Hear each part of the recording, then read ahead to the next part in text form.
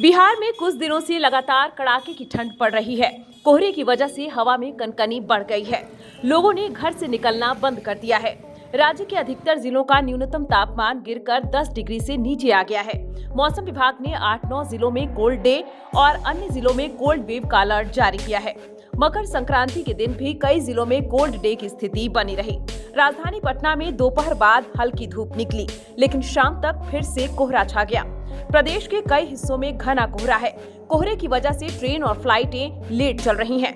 बिहार में उत्तरी पश्चिमी पछुआ हवा औसतन 6 से 10 किलोमीटर प्रति घंटे की गति से चल रही है। इस वजह से दक्षिण मध्य दक्षिण पश्चिम बिहार में कई जगहों पर कड़ाके की ठंड महसूस की गई। हालांकि कुछ जगहों पर धूप निकलने के बाद भी कनकनी महसूस की गई। पटना, भागलपुर, पूर्णिया, वाल्मीकिनगर, मुजफ्फरपुर, बक्सर और रोहतास आदि जिलों में कोल्ड डे दर्ज किया गया। यहाँ उच्चतम तापमान सामान्य से 4.5 से 6 डिग्री कम दर्ज किया गया। उत्तर प्रदेश से सटे राज्य के दक्षिण पश्चिम हिस्से में शीतलहर की भी स्थिति बनी।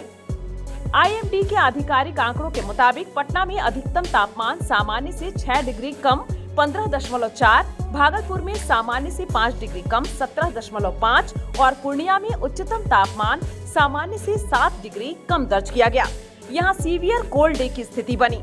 आंकड़ों के मुताबिक राज्य की 25 से अधिक जिलों और जगहों पर 10 डिग्री के आसपास या इससे कम न्यूनतम तापमान दर्ज किया गया है। राज्य में सबसे कम न्यूनतम तापमान सबौर में 5 डिग्री सेल्सियस और सबसे अधिक उच्चतम तापमान 20 डिग्री सेल्सियस मोतिहारी में दर्ज किया गया है। 16 जनवरी से मौसम में बदलाव की संभावना है।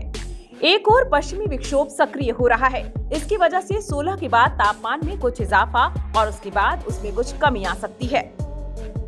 गिरते तापमान और बढ़ती ठंड को लेकर ICAR पटना ने किसानों के लिए अलर्ट जारी किया है।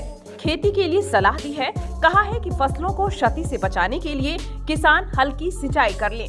15 दिसंबर के बाद गेहूं की बुआई करने वाले किसान एक सिंचाई अवश्य करें। फलों को प्लास्टिक से ढक लें। आलू और टमाटर को झुलसा रोग से बचाने के लिए मेटालैक्सिल 4% और मैनकोजेब 64% का छिड़काव करें। तालाब में 6 फीट से अधिक जल स्तर रखना होगा। तालाब में गोबर और खाद का छिड़काव नुकसानदायक होगा। मछलियों को सीमित मात्रा में ही चारा देना होगा। इसके अलावा स्वास्थ्य संबंधी सलाह भी दी गई है। ठंड से होने वाली बीमारियों से बचने के लिए सर्दी, खांसी, जुकाम आदि के लक्षण दिखने पर तुरंत डॉक्टर से परामर्श लें। ठंड से होने वाली त्वचा संबंधी बीमारियों से बचने के लिए त्वचा को रूखा होने से बचाएं।